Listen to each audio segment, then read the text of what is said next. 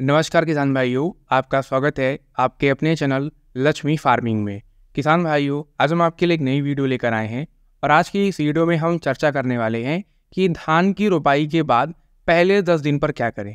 किसान भाइयों, आज की इस वीडियो में हम आपको जानकारी देने वाले हैं कि अगर आपने धान की रोपाई करते समय अपने धान के खेत में किसी भी प्रकार के उर्वरक या फिर खाद को नहीं डाला था, तो आपको अपनी धान की रोपाई के बाद पहले 10 दिन पर अपने धान के खेत में क्या डालना चाहिए, कौन कौन से उर्वरक कितनी कितनी मात्रा में डालना चाहिए। आज की इस वीडियो में हम आपको इसी के बारे में संपूर्ण जानकारी देने वाले हैं कि आपको कौन कौन सी खाद को कितनी कितनी मात्रा में लेकर अपने धान के खेत में डालना चाहिए।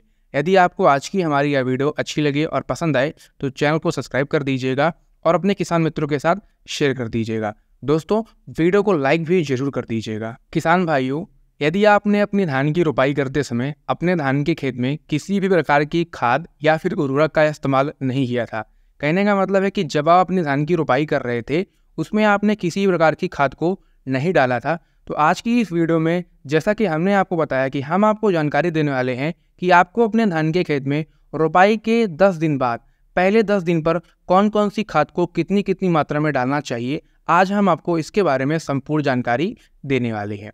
बहुत ढेर सारे किसान भाई अपने धान के खेत में जब पहली खाद डालते हैं तो उसमें डीएपी खाद का इस्तेमाल करते हैं। किसान भाइयों, डीएपी एक बहुत ही बढ़िया और अच्छी क्वालिटी की खाद है जिसका इस्तेमाल बहुत ढेर सारे किसान भाई अधिक मात्रा में अपनी धान की फसल में करते हैं। डीएपी का पूरा फुल फॉर्म होता है डाई अमोनियम फास्फेट। किसान भाइयों, इसमें आपको 2 तत्व मुख्य रूप से देखने को मिलते हैं। पहला होता है नाइट्रोजन, दूसरा होता है फास्फोरस। 18% नाइट्रोजन और 46% आपको इसमें फास्फोरस देखने को मिलता है।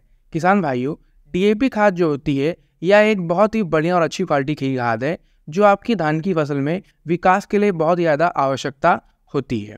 यदि आप अपनी धान की फसल में समय पर डीएपी खाद का इस्तेमाल नहीं करेंगे, नहीं डालेंगे, तो आपकी धान की फसल का जो विकास है वह भी बहुत धीरे से होगा, तेज़ी से विकास नहीं होगा, उसमें अधिक मात्रा में कल्लों का फुटाव नहीं होगा। इसलिए किसान भाई, आपको अपने धान की फसल में डीएपी खाद का इस्तेमाल समय पर जरूर कर देना चाहिए।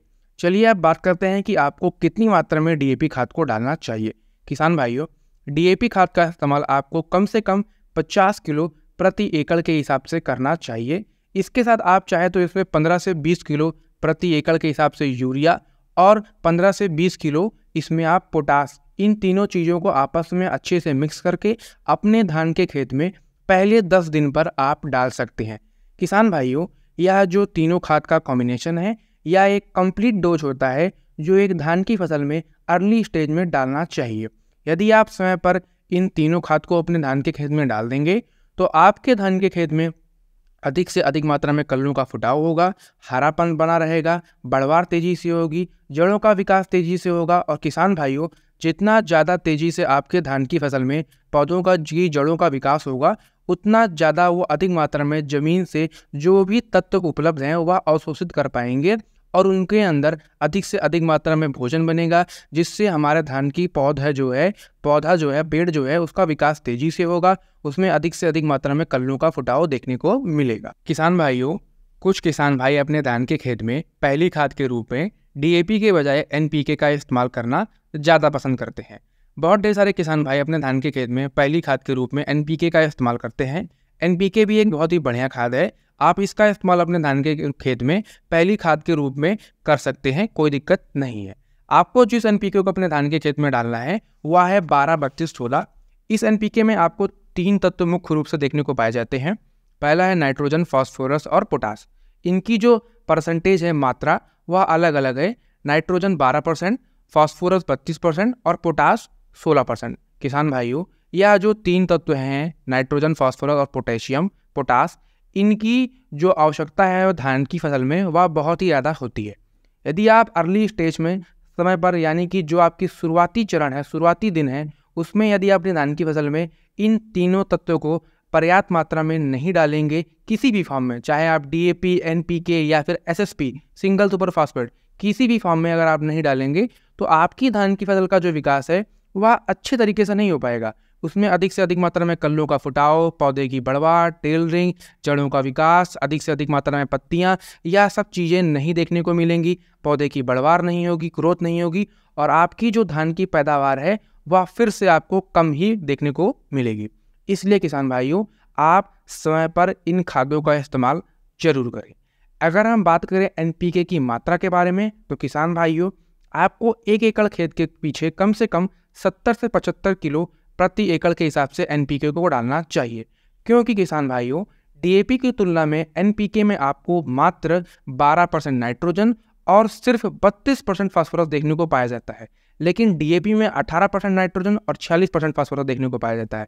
इसलिए आपको DAP की तुलना में NPK की जो डोज है वह थोड़ी सी ज़्यादा डालनी पड़ती है अपने धान के खेत में। तो इसलिए किसान भाइयों, यदि आप 70 से 75 किलो NPK का इस्तेमाल अपने धान के खेत में डाल देंगे, तो आपके धान के पौध का विकास बहुत ही बढ़िया और तेज़ी से होगा। चलिए अब बात करते हैं एक और दूसरी खाद के बारे में, जो कि किसान भाई वो भी डालना बहुत ज़्यादा अधिक मात्रा में पसंद करते हैं। वह है सिंगल सुपर फास्फेट। कुछ किसान भाई DAP और ना ही NPK, इन दोनों को छोड़कर सिंगल सुपर फास्फेट SSP का इस्तेमाल करते हैं। किसान भाइयों, आप अपने धान के खेत में पहले 10 दिन पर जो पहली खाद डाल रहे हैं उसमें SSP को भी डाल सकते हैं, लेकिन SSP के साथ आपको यूरिया और पोटास को भी मिलाना होगा।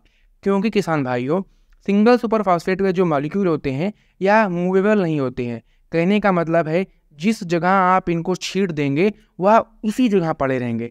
जब तक धान के पौध की जड़ों का विकास तेजी से नहीं होगा, वह उनके कांटेक्ट में नहीं आएंगे, तब तक धान के जो पौधे हैं वह उनको इस्तेमाल नहीं कर पाएंगे। इसलिए आपको, यदि इसमें आप यूरिया या फिर पोटास को मिला देंगे, तो यह जो पौधे हैं वह इनको तेज़ी से इस्तेमाल कर पाएंगे। क्योंकि यूरिया और पोटास को मिलाने के बाद यह जो सिंगल सुपर फास्फेट के मॉलिक्यूल होते हैं, अणु जो होते हैं, यह पानी में घुलकर मूवेबल हो जाते हैं, यानी कि एक जगह से दूसरी जगह आसानी से जा सकते हैं। तो यह जो पौधे होते हैं वो उनके नज़दीक पहुंच जाते हैं और आसानी से जो हमारे धान का पौधा होता है वह इनको इस्तेमाल कर पाता है और उसका विकास तेज़ी से हो पाता है। किसान भाइयों, अगर हम बात करें SSP के बारे में, तो इसमें आपको जो मात्रा देखने को मिलती है वह है 16% फास्फोरस, 11% सल्फर और 21% कैल्शियम। यह 3 तत्व मुख्य रूप से देखने को पाए जाते हैं SSP के अंदर। यदि आप इसका इस्तेमाल अपने धान के खेत में अवश्य कर देंगे समय पर, तो आपके धान के पौधों का जो विकास है वह भी बहुत तेज़ी से और अच्छे ढंग से हो पाएगा। अगर हम बात करें इसकी मात्रा के बारे में, तो किसान भाइयों, आपको कम से कम 2 बैग प्रति एकड़ के हिसाब से सिंगल सुपर फास्फेट को डालना चाहिए और इसमें आपको 20 से 25 किलो यूरिया और 20 से 25 किलो पोटास को भी डाल देना चाहिए।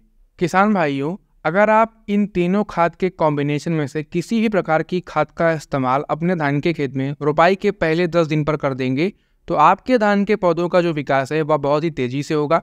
उसमें अधिक से अधिक मात्रा में कलियों का फुटाव आपको देखने को मिलेगा, पौधे की बढ़वार तेज़ी से होगी, जड़ों का विकास तेज़ी से होगा और आपकी धान की फसल का जो उत्पादन है वह भी आपको अधिक से अधिक मात्रा में देखने को मिलेगा। यदि किसान भाइयों, आपको आज की हमारी यह वीडियो अच्छी लगी हो, पसंद आई हो, तो वीडियो को लाइक कर दीजिएगा, अपने किसान मित्रों के साथ शेयर कर दीजिएगा और चैनल को सब्सक्राइब कर दीजिएगा। मिलते हैं अगले वीडियो में, तब तक के लिए धन्यवाद।